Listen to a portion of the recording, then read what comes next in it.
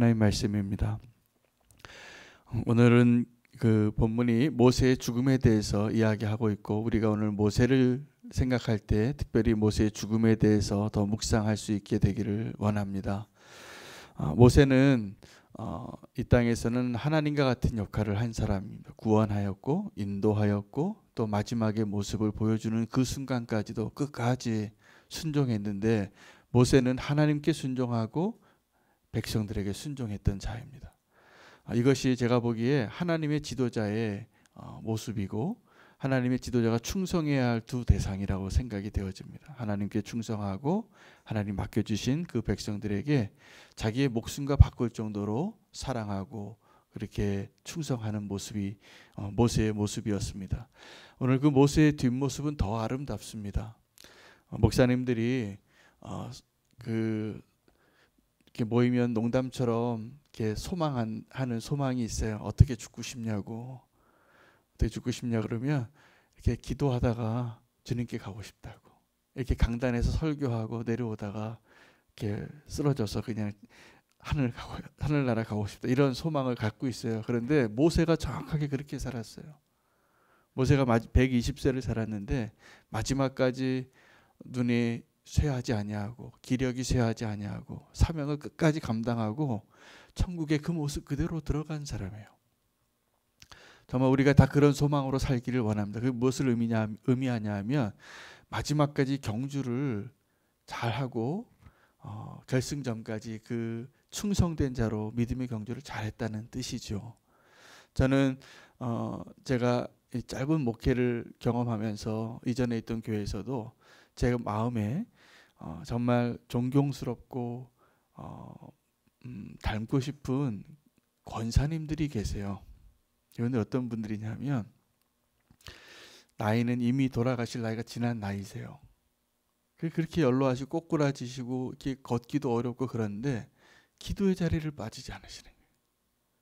기도의 자리를 빠지지 않으시고 그 기도에 하여튼 제가 교구도 맡고 선교위원회도 하고 마지막에 국제교회라는 또 다른 교회 안에 교회를 했었는데, 그 교회를 선교적인 교회를 할 때 그 교회가 가능했던 이유가 그 권사님들의 기도가 있었어요.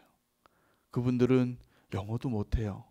그리고 와서 이 손잡벌이를 대는 외국인들 말도 한마디 못하시는데 기도해 주시고 그 선교를 위한 그 기도의 자리를 정말 하루도 빠지지 않고, 제가 그래서 그때는 그 부목사로 있었을 때인데 새벽 기도를 2번 했습니다.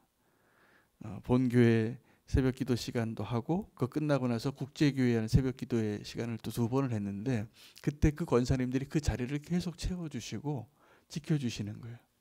제가 생각해 보니까 그 권사님들의 기도로 그 사역을 감당할 수 있었더라고요. 제가 그때 그분들을 보면서 나도 저렇게 늙고 싶다. 여러분, 마지막에 다 더 없어지잖아요.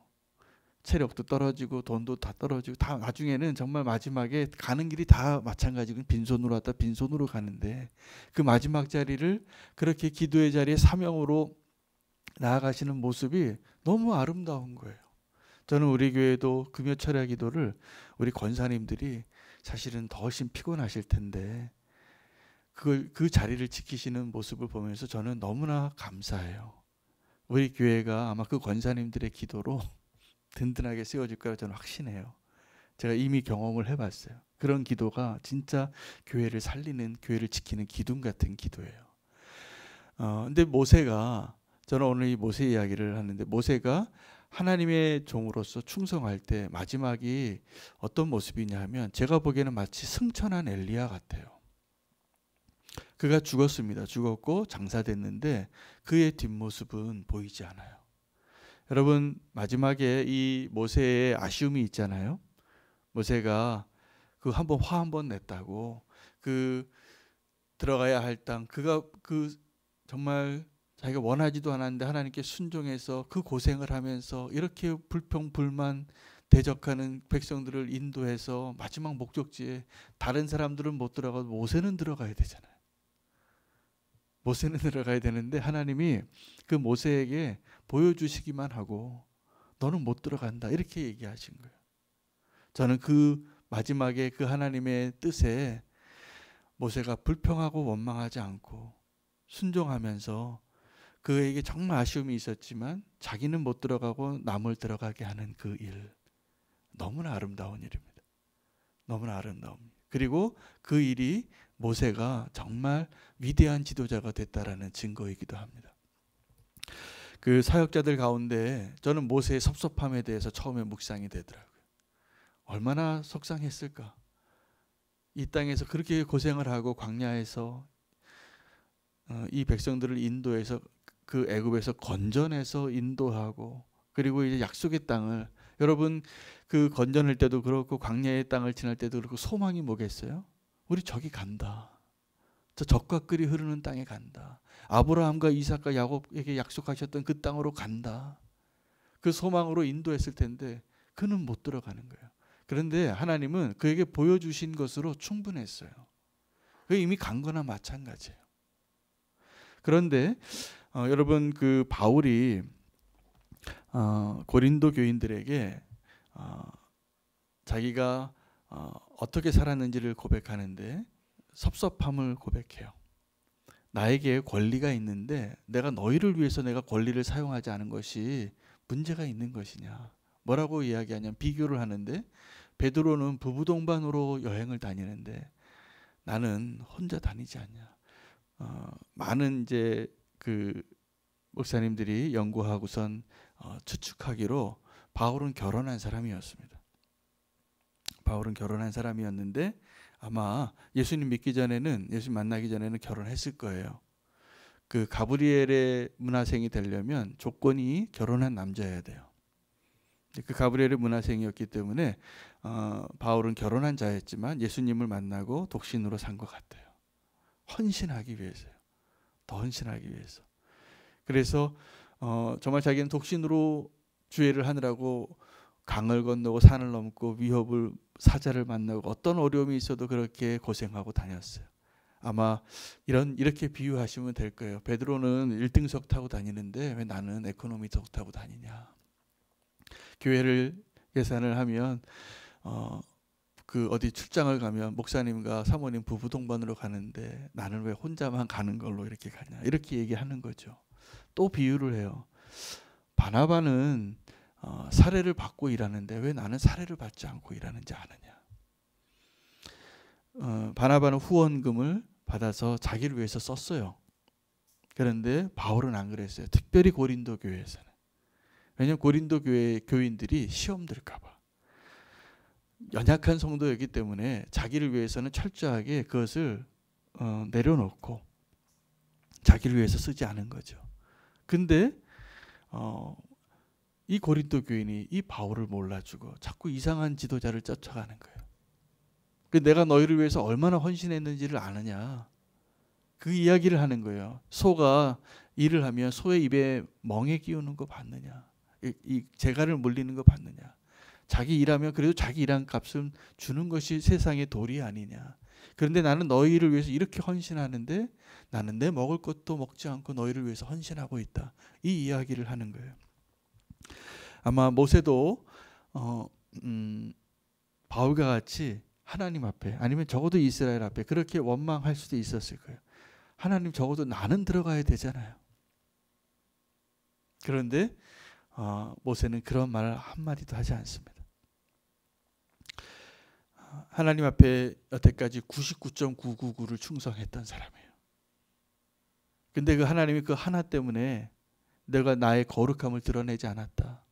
그 이유 하나 때문에 못 들어가게 하는데 원망하지 않고 불평하지 않고, 저는 그 마지막에까지 눈이 흐려지지 않고 기력이 쇠해지지 않고 그 사명을 감당했다는 것은 그가 마지막에 그 산을 오르고 하나님의 그 말씀을 듣고 섭섭했을 법도 한데 그렇지 않았다는 것이 분명해요. 분명해요. 그리고 기뻐한 거예요. 그리고 그것이 도리어 하나님의 뜻을 이루는데 합당하다고 믿고 순종한 것이 분명합니다. 저는 오늘 모세의 삶을 두 가지를 바라봤던 사람이구나. 하나님이 모세에게 두 가지를 보여준 인생으로 결론 내려요. 자, 모세의 인생이 위대한 인생이고 수많은 이적을 행하고 이 땅에서 가장 온유한 사람으로서의 삶을 살았지만 하나님이 모세에게 은혜로 보여준 두 가지가 있어요. 그것 중에 하나가 오늘 약속의 땅이에요. 약속의 땅을 하나 보여주시기만 하시고 들어가지는 못하게 하셨어요. 거기서 죽어요. 근데 모세에게 보여주신, 하나님의 은혜로 보여주신 그 땅은 하나님이 모세의 인생에 보여줘야 할 가장 중요한 약속의 성취예요. 그것을 봤다는 사실이 간 것과 똑같은 거예요. 또 하나는 모세의 인생을 어떻게 표현하냐 하면 10절 말씀이에요. 한번 보십시오. 같이 읽을까요? 그 후에는 이스라엘에 모세와 같은 선지자가 일어나지 못하였나니 모세는 여호와께서 대면하여 아시던 자요. 자, 모세가 이 대면하다라는 것은 영어로는 face to face라는 뜻이에요. 하나님을 얼굴과 얼굴을 보고 살았다는 사람이에요. 제가 보니까 이 모세가 하나님이 은혜로 모세에게 보여주신 두 가지를 뽑는다면 많은 걸 봤겠죠. 이적도 행하고 이적도 보여주고 수많은 일들을 했지만 하나님이 모세에게 은혜로 보여준 두 가지는 약속의 땅을 마지막에 죽기 전에 보여주신 것과 그의 평생에 하나님의 얼굴을 보여주신 거예요. 하나님과 그렇게 친밀한 자로, 하나님과 동행하는 자로 살았기 때문에 이제 모세는 어떤 사람이 된 것이냐 하면 그의 삶이, 모세의 삶이 하나님을 보여주는 사람이 된 거예요. 자, 모세는 하나님을 만나면 그 영광의 흔적이 남아서 사람들 앞에 나타날 때 그 광채를 스스로 보여주지 않으려고 두 권을 썼습니다.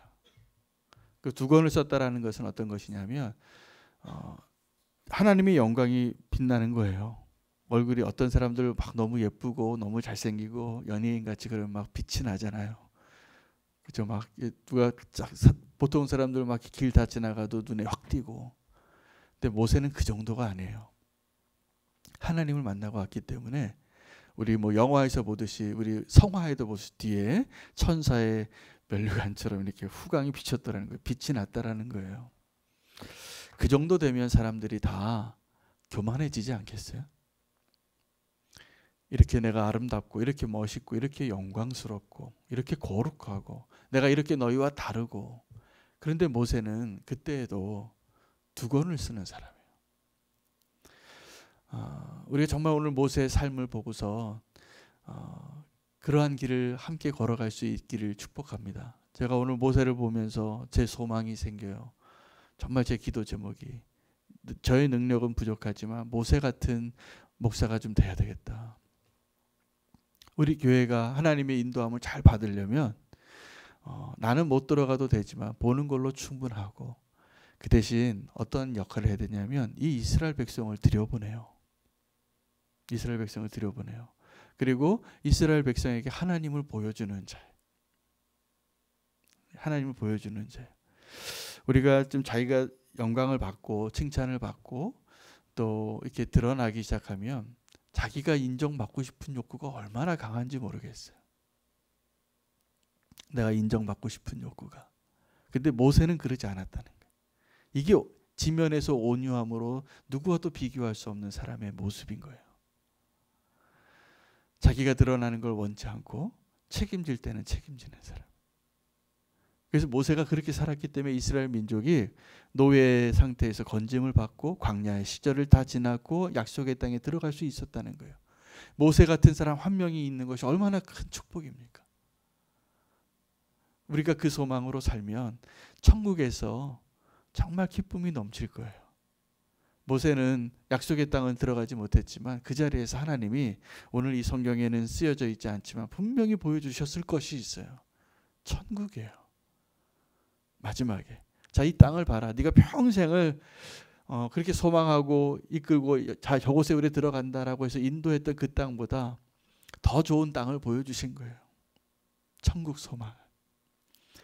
그것이 없이는 마지막까지 눈이 쇠하고 기력이 쇠하지 않으면서 120세까지 그 사명을 감당할 수 있었겠습니까? 우리에게도 그 소망으로 다 모세와 같은 삶을 사시기를 축복합니다. 모세 한 사람만 있어도 이 이스라엘 백성 120만 명이 하나님의 구속사를, 그 드라마를 완성해요. 하나님이 하셨지만 하나님의 사람 모세가 있기 때문에 가능한 것입니다. 오늘 우리 인생이 사실은 그 이스라엘 백성이 출애굽해서 광야와 그 가나안 땅에 들어가는 것이 우리 인생의 요약이거든요. 우리 각 사람들의 인생의 요약. 노예와 같은 하나님의 원수가 되고 죄악을 짓던 그런 죄인들의 상태에서 건져내신 거잖아요. 우리를 건져내시고 유월절의 역사를 허락하시고, 그리고 홍해를 지나서 광야로 들어가고 또 요단강을 건너서 약속의 땅에, 이게 우리 인생이에요. 우리 장례식 때 요단강 건너가 만나리 하잖아요. 이게 땅에서는 그 약속의 땅 가나안 땅이지, 우리 인생으로 치면 고향으로 우리가 들어갈 천국을 의미하는 거예요. 이게 우리 인생이에요. 그런데 그 모세가 그 인생을 가장 아름답게, 가장 의미 있게, 가장 사명자의 모습으로 사는 것이 무엇인가 우리에게 보여줬다는 것입니다. 그래서 모세가 너무 아름답더라고요. 너무나 훌륭하더라고요. 너무 감사하더라고요. 그래서 우리에게도 소망이 있다면 모세와 같이 하나님께 쓰임 받을 수 있는 축복이 모든 사람에게 있기를 원합니다. 모세의 인생은 그래서 하나님께서 두 가지를 보여주신 거예요. 평생에 하나님을 대면하는 자로 살게 하셨고, 하나님 얼굴을 보여주셨고, 마지막에는 그 약속의 땅을 보여주신 거예요. 그것 때문에 가능했던 게 사람들에게 하나님을 보여주는 자가 될 수 있었다는 사실입니다. 여러분, 하나님을 보여주는 자 되기를 소망하시죠? 소망하시죠? 저는 소망이 생기더라고요. 오늘 말씀을 보면서 두 가지를 하나님이 보여주시기를 구하고 그것을 보시기를 축복합니다. 하나님의 영광을 보시고 대면하여 살았던 모세처럼 우리가 매일을 주님의 얼굴 보는 그 친밀함으로 하루하루를 걸어가는 거예요. 우리가 들어가야 할 그 약속의 땅, 천국의 소망을 보여주셨어요. 이미 우리가 그 마음 안에 그것을 향하여 나아갈 때 그것이 분명하면 우리로 인하여 많은 사람들이 하나님을 보게 될 것입니다. 하나님을 보게 될 것입니다. 하나님 보여줄 수 있는 모세의 삶을 사실 수 있도록 축복합니다. 기도하겠습니다.